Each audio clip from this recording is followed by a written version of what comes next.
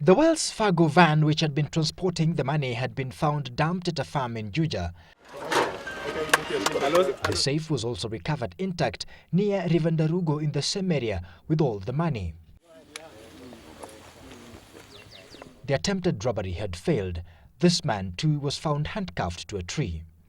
And now the administration police say the officers alleged to have carried out the heist were not policemen after all.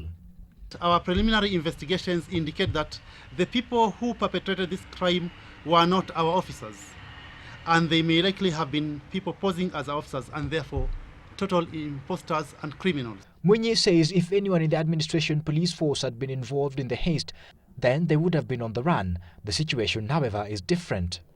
That we have accounted for all the officers who are under the special unit which is charged with the responsibility of cash in transit in Nairobi. And then now the investigations which we are now carrying on is now to reveal, do we have players outside that unit or do we have officers, which is unlikely. This even as the police further claim that the names given as those of officers who were on guard duty during the transit do not correspond to those of any officer in the service, further thickening the plot. Because we have already accounted for our firearms, particularly the ones which were said to be in the possession of the alleged AP officers.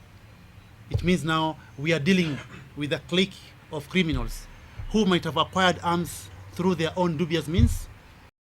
But if they're not officers, then questions will be asked as to how they identify themselves and manage to get the money from Nairobi up to the point of the heist along the Thika superhighway.